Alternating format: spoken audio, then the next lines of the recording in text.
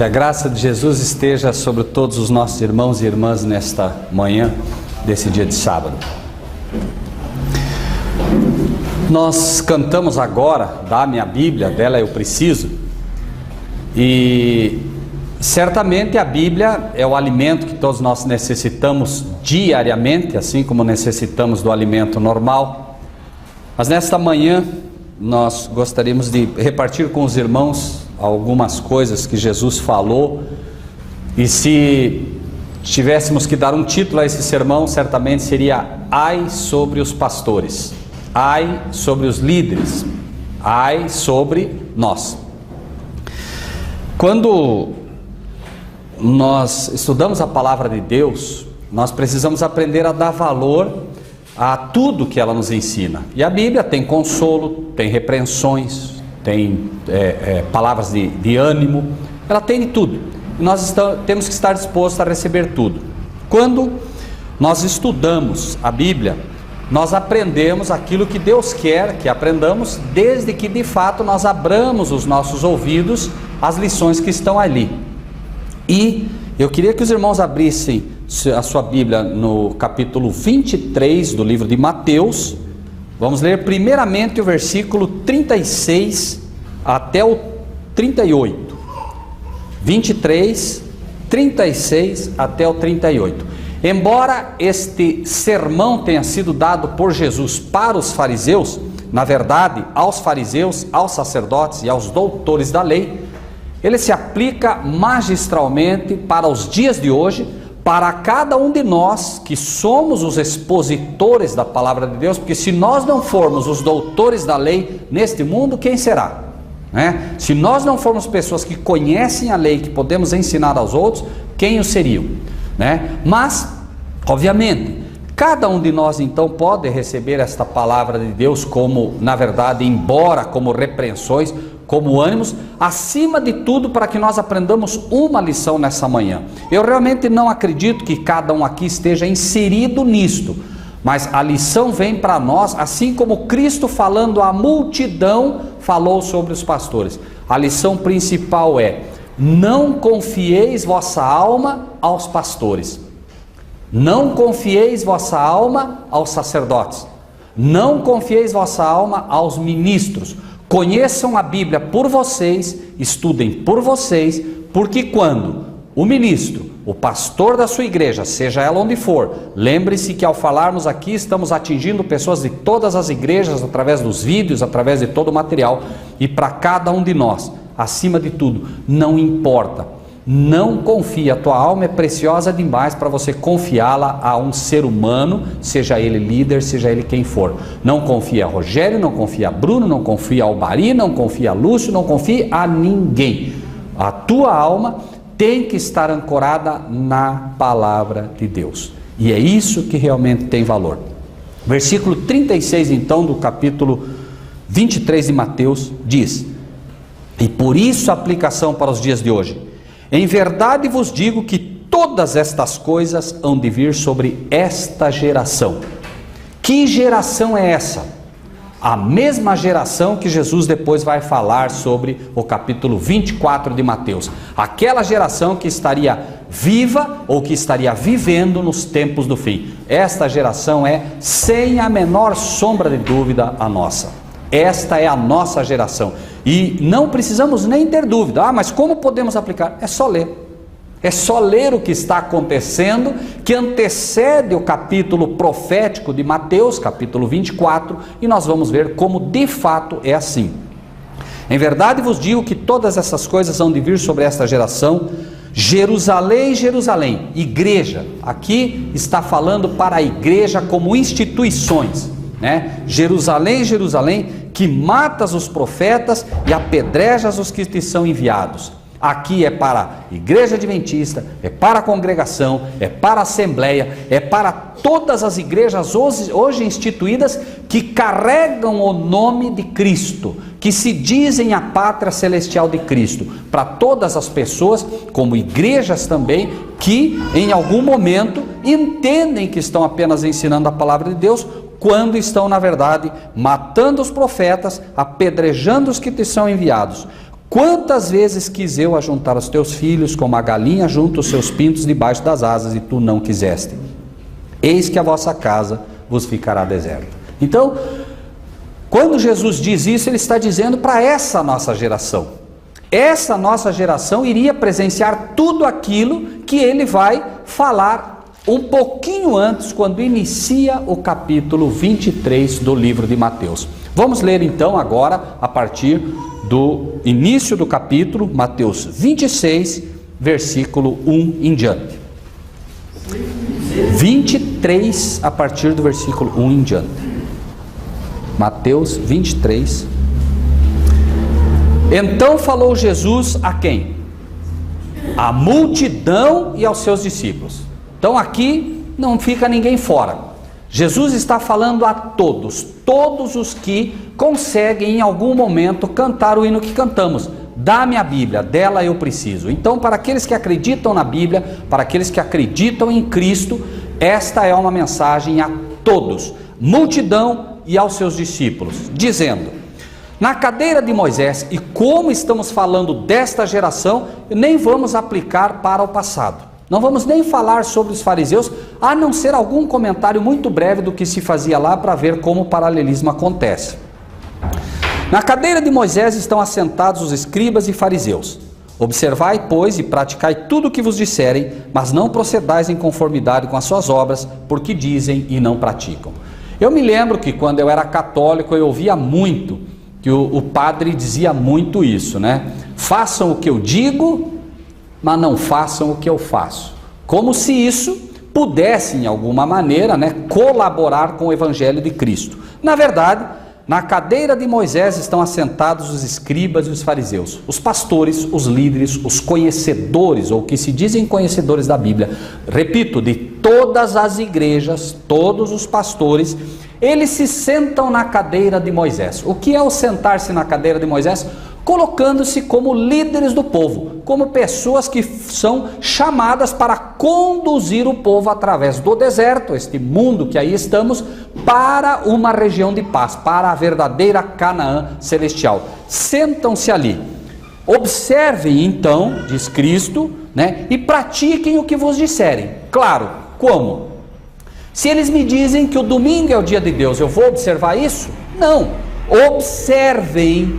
Primeiro, claro, eu observo o que me diz, se realmente está, o quê? Ancorado pela palavra, ótimo, porque aqui Jesus dizia para aqueles que realmente tinham a palavra, que eram os fariseus do passado, que era o povo judeu, mas mais do que o povo, os líderes do povo judeu, um povo a quem Cristo havia mostrado a sua palavra, a quem Deus havia confiado a sua sabedoria, os seus oráculos, e ele disse: observem, pois, e pratiquem o que disserem, mas não procedais em conformidade com as suas obras, porque dizem e não praticam. Então nós temos o grupo dos padres, o grupo dos pastores das igrejas gerais, pentecostais e evangélicas, que já não só não ensinam corretamente, mas nem praticam aquele pouco que ensinam. E temos um segundo grupo, que é um grupo que conhece a palavra de Deus, conhece a lei de Deus, mas é aquele grupo que se desvia para a direita. Repito, um grupo que se desvia para a esquerda. É aquele grupo que está completamente fora da realidade bíblica. Ensina o domingo, ensina que você deve confessar aos padres, ensina uma série de coisas que não são bíblicas. E mesmo assim, ensinando essas coisas, não fazem. E aí um outro grupo que é o que se desvia para a direita, ou seja, a Bíblia diz que você deve guardar o sábado. Então ele vem para você e diz: na verdade, no sábado você só pode dar 999 passos, não pode dar 1000. Ou seja, um grupo que se desvia, mas para a direita, vai além daquilo que está escrito, pede que você faça além daquilo que é pedido, ok? 4. Pois atam fardos pesados e difíceis de suportar e os põem sobre os ombros dos homens. Eles, porém, nem com o dedo querem movê-los. Aí entra toda essa classe que chega para você e diz: olha, você deve guardar a lei de Deus, como dissemos, mas vão muito além disso. São pessoas, inclusive, que nós vemos aí muitos casos de que colocam, inclusive, na própria questão do dízimo, na própria questão das ofertas, na própria questão de compra ainda, né, de lugares no céu, enfim, toda esta parafernália que está aí de venda de ingressos para o céu e colocando, inclusive, muitas vezes as coisas que em si não são ruins, mas que extrapolam, obviamente, fazendo com que a própria liberdade que Cristo dá a cada ser humano de servi-lo com um coração voluntário, fazendo tudo aquilo por amor, acaba fazendo por medo de se perder. Fardos pesadíssimos, como por exemplo o inferno. Se você não fizer as coisas direito, finalmente Deus, que é um tirano, vai jogar você dentro do fogo e você vai queimar por toda a eternidade. Quem é que pode suportar um fardo desse, irmãos? Onde isso pode ser bíblico? E por aí afora. São de fato, né? Hoje, se você buscar, só a Igreja Católica, que é a mãe, é a Babilônia, que vendeu todos esses fardos para as outras igrejas, que infelizmente, como filhas, têm assumido isso tudo, né? São mais de 1.500 dogmas, que se você for estudar todos, né, da forma como se ensina, você nem consegue cumpri-los, obviamente, não há nem como. Fardos pesados e difíceis de suportar. Sem falar da própria questão da religião. Coloca-se a justiça de Cristo como uma coisa a ser conquistada com chicotes, com lutas intensas de agonia, de alma, que não é assim. Jesus disse que é pesado o jugo dele ou leve? É leve, o meu jugo é leve. Vinde a mim todos que estáis cansados e oprimidos e eu vos darei descanso. A religião de Cristo é uma religião leve, é uma religião que deve libertar o ser humano. E Cristo não vem e liberta você da escravidão do pecado para novamente te prender a outra coisa. Ele não livra você do diabo, abrindo as algemas que te prendiam ao diabo, para prender essa algema a ele próprio. Ele não prende você, nem a ele. Ele livra você, abre a algema e coloca a algema na tua mão e diz: filho, você está livre. Sirva agora a quem você quiser, fazendo uso do seu livre-arbítrio. Mas não é, obviamente, o que acontece, e eles não queriam mover nem com o dedo. Ou seja, colocam fardo sobre você, mas os pastores não querem movimentar isso nem com o dedo, ou seja, não querem nem encostar ali para quem sabe dar um pequeno empurrãozinho, né? Versículo 5, fazem todas as obras a fim de serem vistos pelos homens, pois trazem largos filactérios e alargam as franjas das suas vestes. Irmãos, a palavra de Deus, né, e ela dizia isso, né, que era para você atar na testa e na mão como testemunho, né, a palavra de Deus, os ensinos de Deus, os mandamentos de Deus. Mas esse atar na sua testa e na sua mão era representando aquilo que deve ter todo cristão, todo verdadeiro estudioso, todo ministro da palavra de Deus. Você estuda a palavra de Deus e lê: não tomarás o nome do Senhor teu Deus em vão. Você não escreve isso num pano e amarra na sua testa ou na sua mão, como se isso fosse fazer com que você não tomasse o nome do Senhor teu Deus em vão. Você aplica na tua mente, por isso, como testemunha entre, né, os teus olhos. Então você tem isso como uma realidade prática na sua vida. E você, claro, vigiai e orai, porque a qualquer momento você pode ser surpreendido tomando o nome de Deus em vão ou caindo em qualquer um destes mandamentos. Mas como? Você lê, você estuda e pede a Deus que grave no teu coração essas realidades. Os fariseus, para mostrar que conheciam essas coisas e que viviam essas coisas, amarravam, literalmente, escreviam, né, porções do mandamento, de Levítico, inclusive, das leis de Moisés, e amarravam no pulso, amarravam na testa, para mostrar que eram realmente pessoas consagradas, né? De certa forma, hoje, esta ostentação não mudou, né? Os padres e os pastores, eles desfilam ostentando uma santidade que não tem, realmente não tem. O verdadeiro cristão tem a lei escrita onde? No coração. Não é judeu o que é exteriormente, mas aquele que é no coração, aquele que é em espírito, certo? Amam os primeiros lugares nas ceias e as primeiras cadeiras nas sinagogas. Aqui, irmão, o pecado não é por eles sentarem nas primeiras cadeiras. Não é esse o problema. O problema é amar os primeiros lugares e o quê? Os primeiros lugares nas ceias e as primeiras cadeiras nas sinagogas. Irmãos, na época e mesmo hoje, imagine que alguém é convidado para participar numa ceia com o presidente dos Estados Unidos. Eu acredito que vocês sabem que até o lugar onde senta cada um é determinado.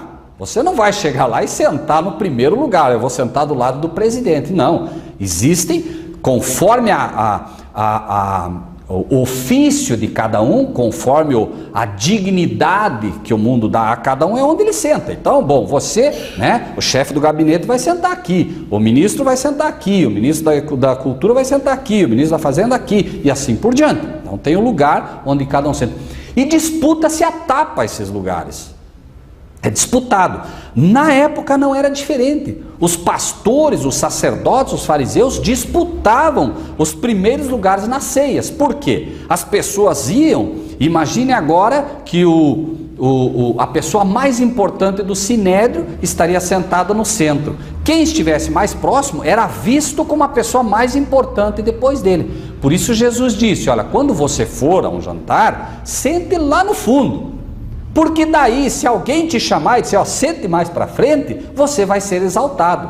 Agora imagine você chegar e sentar do lado e alguém chegar e dizer, ó, levanta daí, por favor, vai lá para o fundo, né? Ficaria ruim. Jesus então ensina, e eles lutavam e compravam esses lugares para poder aparecer ao povo. Por isso ele diz, eles amam os primeiros lugares nas ceias e as primeiras cadeiras nas sinagogas.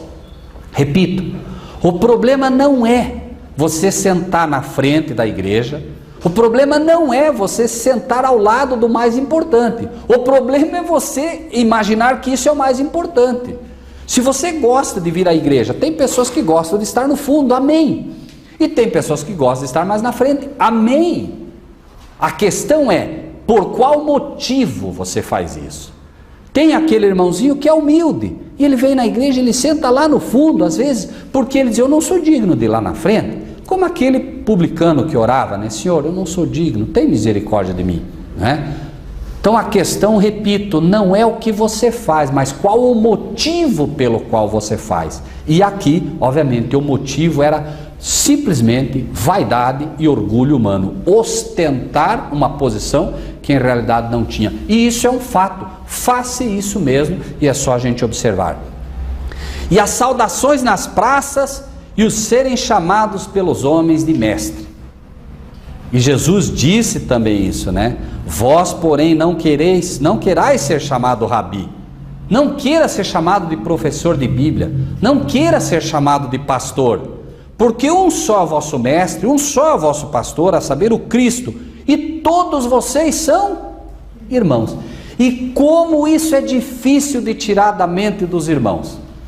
O Adrian, inclusive, me falava, Rogério, isso eu já desisti. Eu falei, eu não faço mais.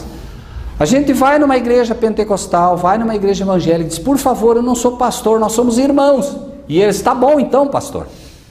Né? E isso a gente sentiu. Né? E a gente ia numa igreja e pastor, por favor, nós não somos pastores. Não no sentido que vocês entendem, né? Nós somos irmãos. Ah, tá, então tá bom, pastor, tudo bem. E depois, pastor, senta aqui, pastor, e pastor, e pastor, e pastor, e professor, e mestre, não sei. Irmãos, isso só faz mal. Faz mal. Primeiro que faz mal porque todos nós, sem exceção, somos corruptos. A gente nem sabe o mal que isso faz. A gente acha que faz mal e acredita porque está escrito, mas não sabe quão mal faz, não é? E Jesus disse inclusive uma coisa, por isso, né? Eu fico feliz que aqui ninguém chame a gente de pastor, né? Por quê? Porque ele diz, olha, ele diz assim, ó, a ninguém na terra chameis vosso pai, porque um só é o vosso pai, o que está no céu. Amém. Isso está fácil, né? Está fácil para aqueles que entendem que não existe papa, porque quem acha que existe papa está num problema. Porque ele disse o quê? Existe alguém aqui nesse mundo que se declara o pai de todos, pai de todo o cristianismo. E Jesus disse, ó, não chamem ele de pai. Por quê? Se eu escolho o Papa, então eu já escolhi o meu pai. É uma questão o quê? De livre-arbítrio. Mas eu quero ter um pai que está onde? Nos céus. Isso é uma escolha. Assim como você escolhe crer na teoria de Darwin. Ah, bom, eu escolho Darwin, eu acho que tem luz lá, tá bom. Mas por favor entenda que você está assumindo ser filho de um macaco. É preciso entender isso. E eu não quero ser filho de um macaco, eu sou filho de Deus. Essa é a minha escolha, certo? É sempre uma questão de escolha. E eu escolho ter um pai que mora onde? No céu e não na terra. Amém. Algo contra o nosso pai carnal? Em absoluto. Estamos falando aqui do quê? De forma espiritual. O pai carnal deve ser respeitado. O mandamento não está aqui por acaso. Honra teu pai e tua mãe. Certo? Um ensino não derruba o outro, em absoluto. Né? Nós devemos honrar ao nosso pai, honrar a nossa mãe, inclusive para que se prolongue os dias na terra que nós temos. Mas a César o que é de César e a Deus o que é de Deus. Toda a honra e toda a glória à minha mãe, ao meu pai, em questões terrenas. Devo, inclusive, né, mostrar a eles todo esse respeito. Agora, em questões espirituais, eu tenho um pai só, que mora nos céus, a quem eu pertenço, né? E aí ele volta ao assunto. Nem vos chameis mestres, porque um só é o vosso mestre, que é o Cristo. Porém, o maior dentre vós será vosso servo. E o que a si mesmo se exaltar será humilhado, e o que a si mesmo se humilhar será exaltado. E aí, olhem que coisa impressionante. Existe um texto da Revelação que eu quando lia, eu imaginava que não podia ser bem assim. Alguma coisa não estava batendo bem. Esse texto ele diz assim: o meu povo, Deus dizendo, né, a nós, o meu povo cometeu 2 pecados. Confiar o seu corpo aos médicos. Número 2, confiar a sua alma aos pastores. Então Deus mostra 2 pecados que são problemas, né? 2 erros crassos. Diz, o meu povo cometeu 2 pecados, 2 erros terríveis. Confiar a sua alma o seu corpo aos médicos. E 2, confiar sua alma aos pastores. Irmão, está errado ir no médico? O texto está dizendo que está errado ir no médico? Não. O problema é quando você confia o teu corpo ao médico. Cuidado. Se o médico diz, por exemplo, para você vai até lá, está tendo problema, né, para dormir. E o médico diz assim, faz o seguinte então, Jefferson, você a partir de hoje vai tomar 2 Gardenal por noite. Será que está certo? Cuidado. Cuidado, isso aí não pode ser. Né? Eu vou tomar um remédio tarja preta, então eu prefiro ficar acordado mais 3, 4, 5 noites, quando for necessário, porque vou, né, tomar um remédio tarja preta para acabar com o meu organismo, aí não dá, né? Então, cuidado. Agora eu vou, né? Existem cirurgias, eu posso ter um problema de apêndice, é um fato, né? Eu acabei com aquele pequeno órgão, chega uma hora que eu tenho que extraí-lo, porque não tem mais o que fazer com ele. Mas o problema, está mal em ouvir os pastores? Não há problema nenhum em ouvir os pastores, desde que eu não confie neles. E digo de mim, coitados de vocês se confiarem em mim. A palavra de Deus diz, maldito o homem que confia no braço do homem. O braço é a guia, vem cá que eu te levo, né? Um cego conduzindo outro cego, os 2 vão cair aonde? Né? Agora, se eu estou falando a palavra de Deus, de fato, não estou interpretando, não estou dando o meu parecer, amém. Porque a palavra de Deus diz também, repito sempre, um não derruba o outro. A palavra de Deus diz, como ouvirão se não há quem pregue? Mas tem que pregar a palavra de Deus, por isso você tem que conhecer a palavra de Deus, para ver se aquilo que se fala é de fato assim. Um bom bereano. Os bereanos são mais nobres que os tessalonicenses, por quê? Porque eles vão ver se de fato é assim. Então, vocês têm a Bíblia na sua frente, precisam conhecê-la para ver se o que está se falando aqui é assim ou não. Correto? Mas ai de vós, escribas e fariseus hipócritas, falsos. Ai de vós, padres, pastores, ministros, falsos. Pois que vocês fecham, olha só, irmãos, que coisa absurda. Vocês fecham aos homens o reino dos céus, e nem vós entrais, nem deixais entrar os que estão entrando. Irmãos, olhem se isso não é absurdo. E aí você diz, está falando mal do pastor, está falando mal do ministro, está falando mal do padre. Não, irmãos, é Cristo dizendo aqui, vocês pastores desta geração de hoje, vocês padres, vocês que se dizem sacerdotes, vocês, e não importa quem, irmãos, não importa, é o Silas Malafaia, é o não sei quem, não importa quem é, não importa o nome que ele tenha, Jesus está dizendo, vocês fecham aos homens o reino dos céus. E se ele disse é porque é verdade. Ele disse isso, irmãos, não foi de qualquer pastor, não, ele disse isso dos líderes da época que conheciam a palavra de Deus. Estava falando de líderes judeus. Não tinha ninguém que conhecia a Bíblia mais do que esse povo aqui. Não havia, eram os principais líderes, doutores da lei, gente que escrevia a Bíblia. E esse povo, ele diz, vocês fecham aos homens o reino dos céus. E não só fecham, ou seja, vocês pegam e fecham a porta, né, do céu para essas pessoas, porque ensinam tudo errado, mas mais do que isso, aqueles que estão entrando por si só, vocês ainda tiram de lá, vocês os arrancam de lá, vocês não deixam eles entrar. Claro, estava ali a porta do céu. Quem era a porta do céu? Cristo. Ele disse, eu sou a porta. Estava ali a porta. E o que eles faziam? Aqueles que confessavam ter aceitado a Cristo, o que eles faziam? Expulsavam da sinagoga, perseguiam. Será que mudou? Não mudou, o diabo mudou a estratégia, mas continua fazendo a mesmíssima coisa. Antes com perseguições e com morte, e vai voltar, vai fazer isso de novo. Mas hoje, interpretando mal a Escritura, ensinando errado, está fechando a porta do céu.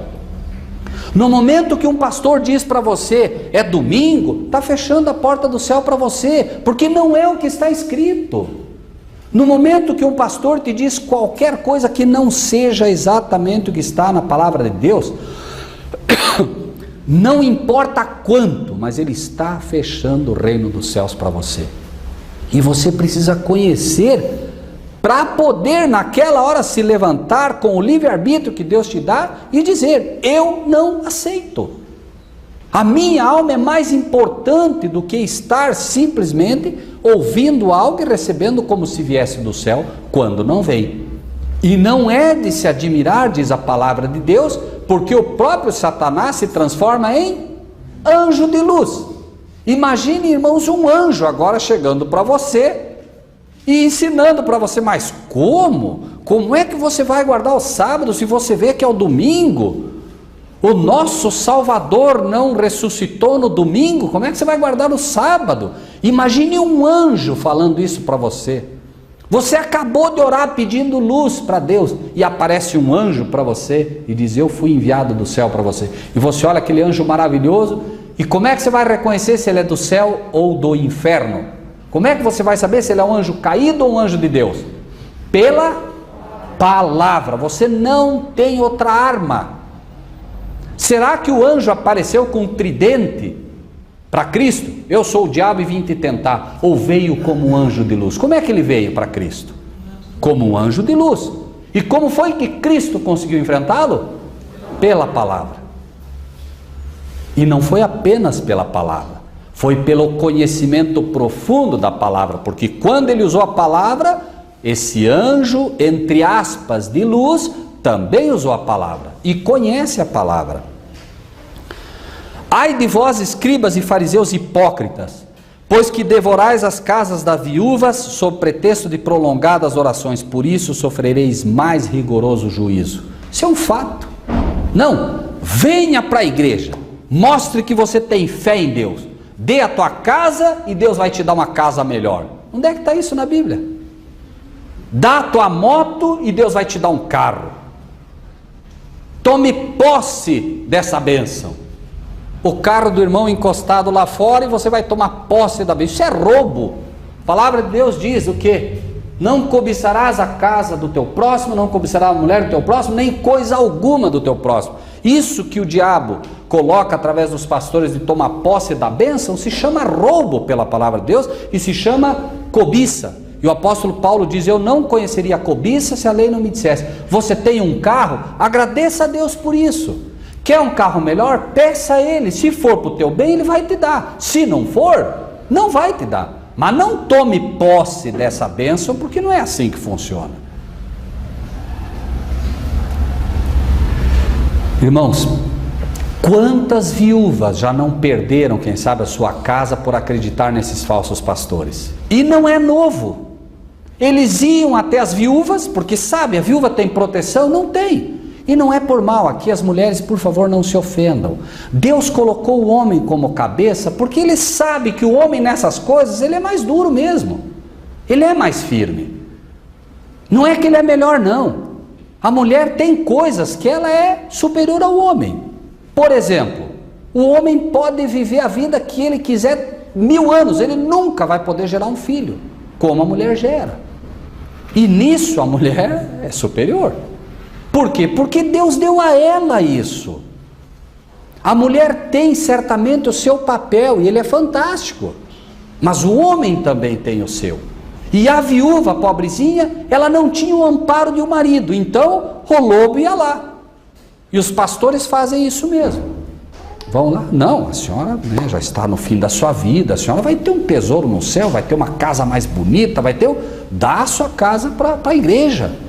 E a viúva pobrezinha dá a casa para a igreja. E quando ela menos espera, está sem a casa. E não é novidade, já se fazia isso. E eles iam com pretexto: não, eu vou lá orar com a irmã. Vou lá orar, vou abençoar a sua casa, vou abençoar o seu lar. Será que mudou alguma coisa? Não mudou nada. E diz, como lemos aqui, né? Diz: em verdade vos digo que todas essas coisas vão de vir sobre essa geração. Podem esperar aí proteger as suas mães, se elas não tiverem mais os seus maridos, porque os lobos vão aparecer cada vez mais. E daqui a pouco isso vai ser uma guerra, vai ser igreja disputando viúva, quem sabe aí no tapa, para poder tomar o que ela tem. E nós temos que estar preparados para confrontar todos esses lobos com assim diz o Senhor.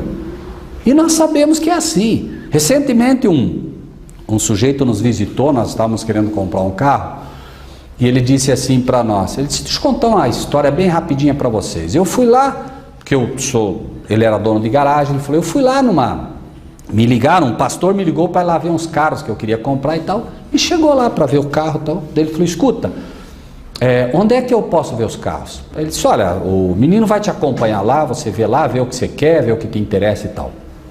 E ele foi. Aí o menino levou ele, disse que ele ficou apavorado. Quando ele chegou lá, carros e carros, um prédio, se não me falha a memória, com vários andares e carros em todos os andares. E ele andou, olhou um monte lá e tal. Depois ele disse: escuta, e moto, onde é que tem? A moto tem lá, não sei onde. Foram lá, subiram lá, mais de 1.500 motos. Mais de 1.500 motos. Se erro aqui, erro porque foi o que ele me passou, certo? Mas ele me disse mais de 1.500 motos. Então ele foi lá e escolheu 10 motos. Aí chegou para o bispo, né, que gostam de ser chamado de bispo, de apóstolo, de hoje virou, né, uma festa. E ele vai falar com o bispo e disse assim: olha, e daí? Escolheu lá o que você quer? Ah, escolhi. O que você quer? Ah, quero 10 motos lá assim, tal. Não, 10 motos eu não vendo. Não, mas como assim não vendo? Não, porque se eu vender 10 motos eu não ganho dinheiro. Imagine só. Motos certamente que ganharam, e se vender só 10 não ganha dinheiro. Imagine onde chega, né, o poder da corrupção. Ai de vós, escribas e fariseus, versículo 15, hipócritas, pois, olha só, outra coisa que precisa prestar bem atenção, porque senão a gente erra. Pois que percorreis o mar e a terra para fazer um prosélito. Não é fazer discípulo. Ah não, eu sou discípulo, eu sou crente da igreja tal, eu pertenço à denominação tal, não, você é um prosélito. E o que é um prosélito? Cabresto. Prosélito é aquele que como o cavalo, né? Só aqui, ó. Aí você diz assim: não, escuta, olha para cá, não, é aqui, ó. Então veja só. vocês percorrem o mar e a terra. Não se enganem, seu sujeito. Eu sou missionário onde? Lá na África. Que maravilha. Irmão, está fazendo prosélito, irmão. Fique em casa, então. Percorrem o mar e a terra, atravessam o oceano para fazer um prosélito. Depois de ter feito dele um prosélito, o que faz? Torna ele o quê? Filho do inferno 2 vezes mais do que vós. Já pensou? Por quê?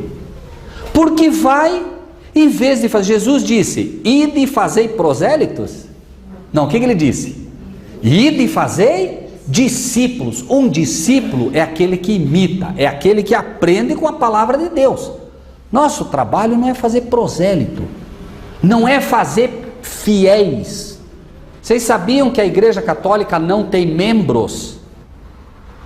A Igreja Católica tem fiéis. Errado ou certo, eu continuo nela. Fiel. Isso é o fiel.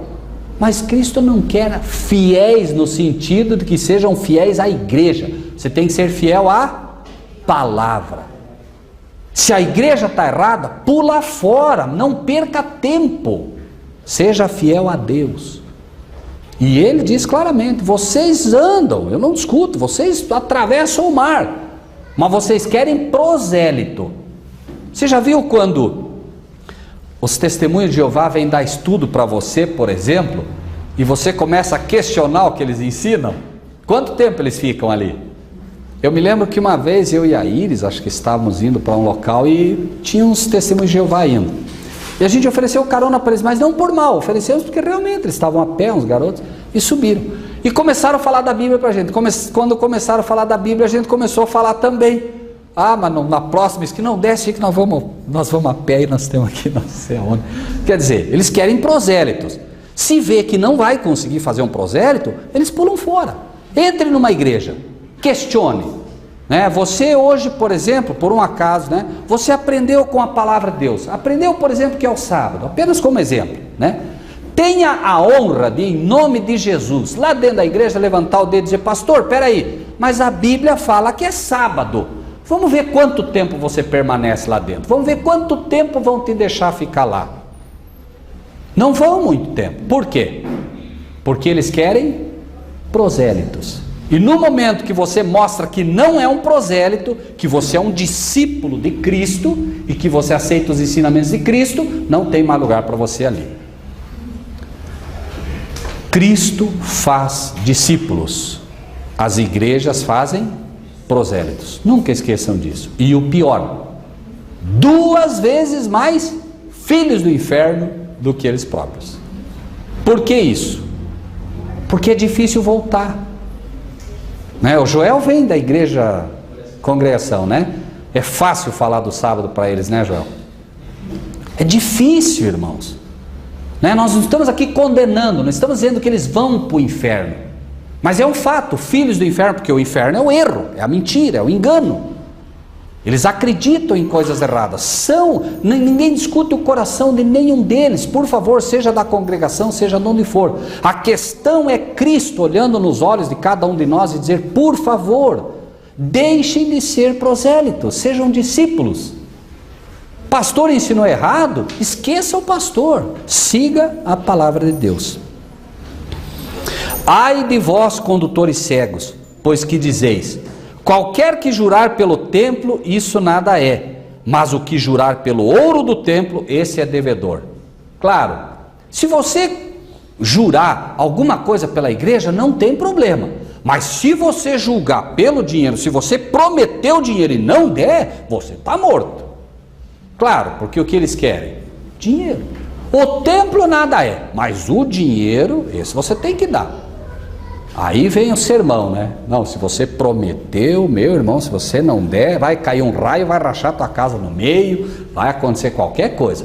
Mas olha o que Jesus diz, insensatos e cegos, pois qual é maior, o ouro ou o templo que santifica o ouro? Claro que é o templo, obviamente. E aquele que jurar pelo altar, isso nada é, mas aquele que jurar pela oferta que está sobre o altar, esse é devedor. Insensatos e cegos, pois qual é maior, a oferta ou o altar que santifica a oferta? Portanto, o que jurar pelo altar, jura por ele e por tudo que sobre ele está. E o que jurar pelo templo, jura por ele e por aquele que nele habita. Ai de vós, escribas e fariseus hipócritas, porque dais o dízimo da hortelã, do endro e do cominho. Não, o dízimo tem que dar. Cada 10 sermões, 9 é do dízimo, porque o dízimo é sagrado. Mas vocês desprezam o mais importante da lei. O dízimo vale, a lei não. A lei está tudo bem. Desprezam o mais importante da lei. O juízo é um fato, que todo homem será julgado por essa lei. A misericórdia, essa lei não é pesada, é uma lei baseada na misericórdia. Ah, não, sabe de uma coisa? Eu não sei, mas eu tenho a impressão assim que também um furtozinho não vai fazer tanto mal. Onde é que eu vejo misericórdia nisso? No momento que alguém vier te roubar. A lei, ela é boa para os outros, para mim não. Até o momento que alguém tenta roubar a mim. Ah, bom, agora ela é boa, eu não deve roubar, né? Mas se eu quero roubar a Deus, inclusive posso, né? Deveis, porém, fazer essas coisas e não omitir aquelas. Notem aqui, só isso já é um ensino fantástico sobre o dízimo. Ah, o dízimo está em vigor, o dízimo não está em vigor, tem que dar o dízimo, não tem que dar o dízimo. Leiam com atenção o que Jesus diz. Deveis fazer essas coisas. Que coisas? Dar o dízimo. Vocês devem dar o dízimo. Eu não estou dizendo que o dízimo não tem que ser. Tem. E para aquele que quer ser fiel a Deus, não precisa nem ler Velho Testamento, não precisa ler mais nada. Jesus está dizendo, ai de vós, porque vocês dão o dízimo. E ele diz, vocês devem fazer essas coisas, mas não devem esquecer aquelas. Não é? Coais um mosquito e engolis um camelo. Ensinava-se na época, claro, porque outra lição fantástica. Jesus não disse aqui que você pode comer qualquer coisa. Ele diz, o problema de vocês é que vocês ensinam o povo que por não poder comer carne de porco, que está correto, por não poder comer uma série de comidas que eu ensinei que faz mal para vocês, isso está certo, né? Por ensinar essas coisas todas, vocês agora pegam e fazem o povo peneirar a própria água para não acabar engolindo algum insetinho. Eu nunca ensinei isso eu não ensinei. E vocês acabam engolindo um camelo. Quer dizer, vocês falam para eles coar, vocês mesmos não coam e acabam engolindo um camelo em vez de engolir um inseto, né? Ou seja, Jesus mostrando novamente a perfeição e o equilíbrio da sua palavra, né? E eu queria ler um textozinho apenas sobre isso e com isso a gente encerra. Na página 616 do livro Desejado de Todas as Nações, nós encontramos algo interessante aqui. O sistema do dízimo foi ordenado por Deus e havia sido observado desde os primitivos tempos. Abraão, o pai dos fiéis, deu dízimo de tudo quanto possuía. Os príncipes judaicos reconheciam a obrigação de dizimar e isso era justo. Mas não, prestem atenção nisso, irmãos, não deixavam o povo manter suas próprias convicções do dever. Nós não vamos além disso, irmãos. Nós dizemos aqui que é para dar o dízimo. E já ensinamos quanto é o dízimo. Quanto é o dízimo? 10%, né? Mas cada um aqui faz conforme entende ser o quê? Correto. Nós não vamos, o irmão quer dar um pouquinho mais, o irmão quer dar... Isso é com o irmão, ninguém aqui vai policiar ninguém. O dízimo é simples e claro, 10%. Né? O irmão foi lá, deu o seu dízimo, ninguém vigia, ninguém discute, ninguém, não tem que dar mais, tem que dar menos, tem que dar isso, tem que dar aquilo, tem que separar do cominho, tem que separar... Não. É simples. Agora vejam. Estabeleciam-se regras arbitrárias para todos os casos. As exigências se haviam tornado tão complicadas. É complicado um dízimo que Deus estabelece com 10%, irmãos? De fato é complicado? Não, é perfeito. Aquele que ganha 5 mil, ele dá 10%. Aquele que ganha 500 reais, ele dá 50%. É perfeito, inclusive no valor. Aquele que ganha 500 deu tanto quanto deu aquele que ganhou 5 mil. Então aquele que ganha 5 mil não pode dizer, o meu dízimo é maior. É nada, teu dízimo é igualzinho do outro. Não é nem um centavo mais do que o outro. É perfeito o sistema do dízimo de Deus, né?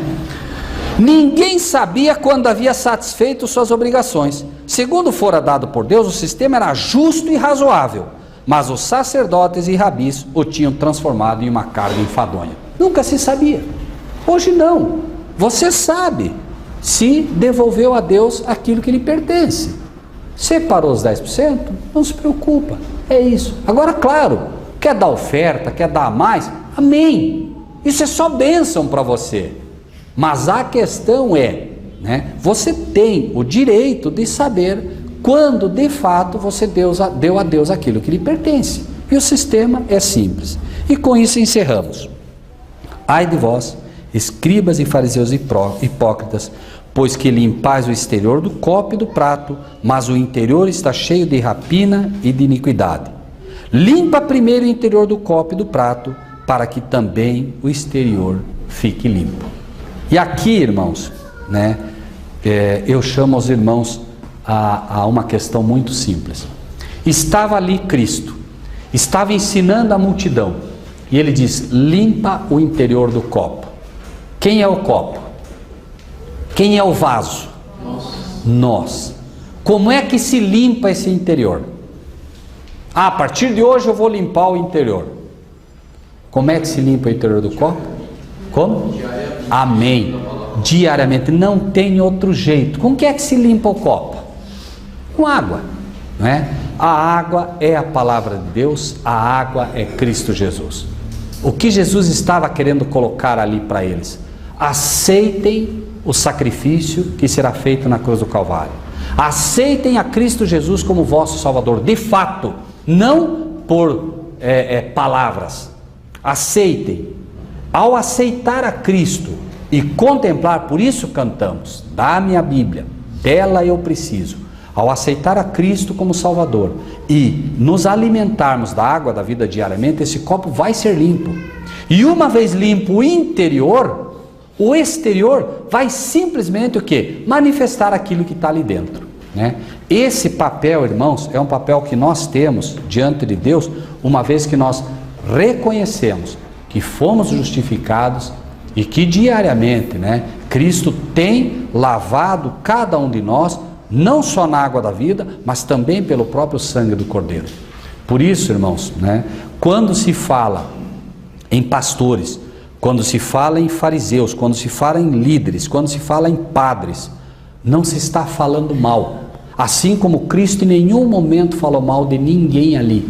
Estava colocando a verdade que estaria ocorrendo numa geração que cada um de vocês pode observar dia a dia, se é ou não é exatamente o que presenciamos nos dias de hoje. É um fato. Por isso, a grande lição, penso, que Cristo quer deixar a cada um de nós hoje: não confieis vossas almas aos pastores. Tomem a Bíblia como vossa regra de fé e, de fato, ouçam. Os bereanos são mais nobres que os tessalonicenses. Por quê? Ouvem, mas eles vão ver se as coisas são de fato assim. Isso é que vai dar força para vocês quando estiverem na frente de reis, na frente de juízes, e terão que dar conta da sua fé. Não haverá ali do lado de vocês nenhum pastor, não haverá do lado de vocês nenhum ministro, não que eles talvez não quisessem apoiá-los, mas você vai ter que dar prova sozinho da tua fé. E naquela hora vai fazer diferença se você conhece a palavra de Deus ou não. Você pode até, num momento ali, errar. Pode errar, porque pode acontecer. Mas se você estuda a palavra de Deus, certamente você terá anjos poderosos ao teu lado aí te defendendo, e o próprio Cristo como advogado estará intercedendo sem nenhuma dúvida.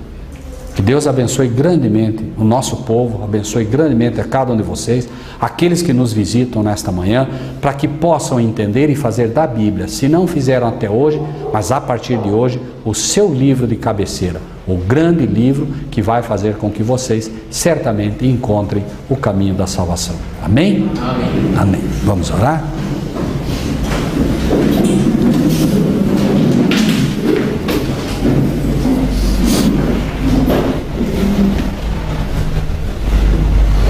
Pai nosso que estás nos céus, neste grande dia de teu santo sábado, Senhor, o dia que o Senhor se separou para o teu povo, o dia que o Senhor visita o teu povo, o dia que os portais da Nova Jerusalém se abrem para receber todos aqueles não só do planeta Terra, mas de todos os planetas criados pelo Senhor, todos os teus anjos, querubins, serafins.